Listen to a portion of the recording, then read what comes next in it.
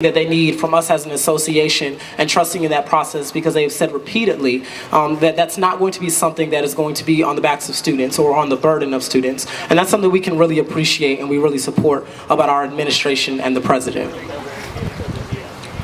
So another thing that came up in a meeting that I had with the Graduate Student Council, as well as with other students, just via social media, is the new printing policy at the university.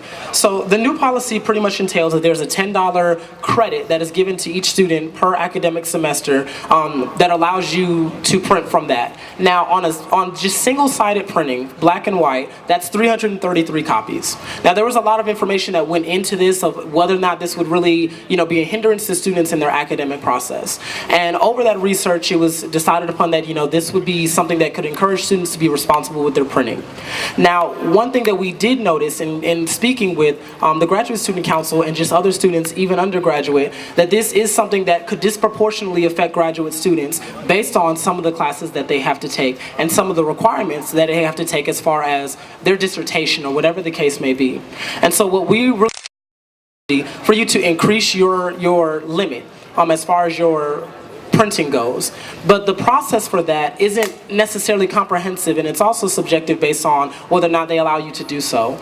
And so going forward, that's going to be a continued conversation, but the biggest thing that we want to focus on is that we have student representation in the changing of that policy and making sure that it's not a disproportionate effect to graduate students or impede upon the academic process.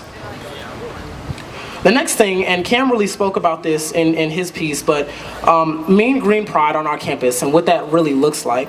The first thing is that I really want to encourage our student body to buy into our institution. And that includes not only athletics and attending the games, although that's a huge part of it, but also the university aspect of that as well, and whether that be involvement with the association or even just something as simple as wearing your green on Friday. It's important that we represent this university because it's something to be proud of, and when you graduate, your degree is going to say the University of North Texas. And so I really just wanted to stress to the campus to really buy into this university policy.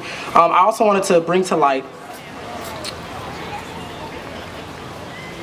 that the City of Denton, City Council is actually passing a proclamation in the next couple of weeks that is going to declare Fridays, Mean Green Fridays, on behalf of the campus all across the City of Denton. So what we really want to focus on for that is making sure that we buy into that. That's something that we should be proud of. The City of Denton is happy to have this university in its city, and it's something that we should definitely be proud to represent as well on the student aspect of it. The next thing I talked about, we spoke a little bit about earlier about the University SGA being more politically vested in the process and being more aware of itself as a political organization. And one of the things that we've been able to accomplish via our Director of Communications, Aaron Presley, is to have early voting on our college campus.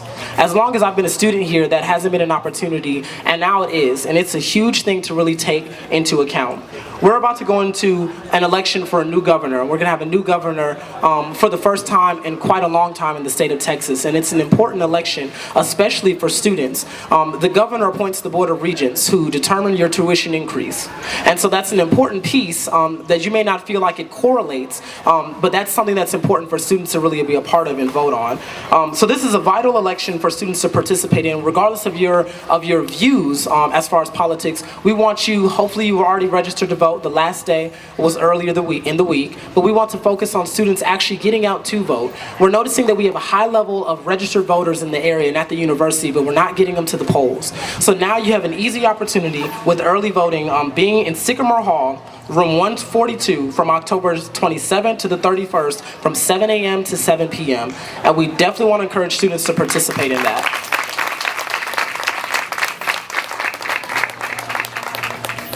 The next topic I wanted to talk about is another huge thing that Cameron and I really ran upon, which is equity and diversity at the institution. Now, this is a place that, in the perspective of Cam and I, that we have a large amount of opportunity as an institution in a lot of different areas. And so the first thing I really wanted to focus on is just really looking at some numbers of the institution.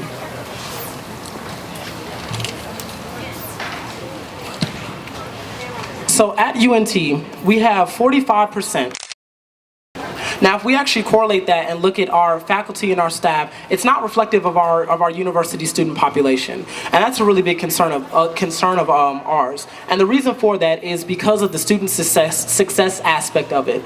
Our student diversity is at such a large level. It's huge in the state of Texas, and that's something that UNT really prides itself on. So what we want to focus on is to make sure that UNT can project diversity across the board, and for a very good reason. We're in a push to become a Tier 1 institute, as the president talked about, but we're also in a push to become a minority and Hispanic serving institution.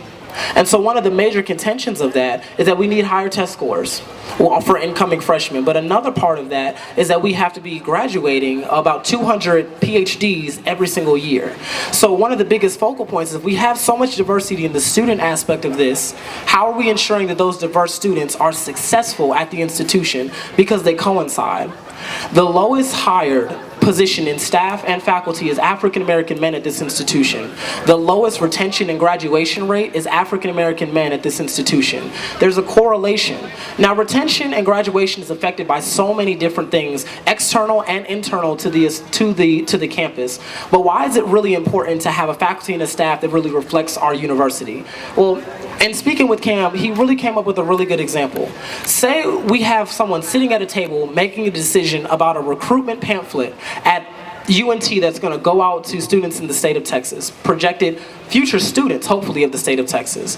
And when you have faculty and staff that don't reflect the diversity of the state or the student population, they're trained very well to deal with the diverse population because of how diverse our population is. And so based on that training, someone will suggest, hey, we need to make sure that we have the same pamphlet that is in Spanish as well, which you notice our university does often. However, it's not coming from a perspective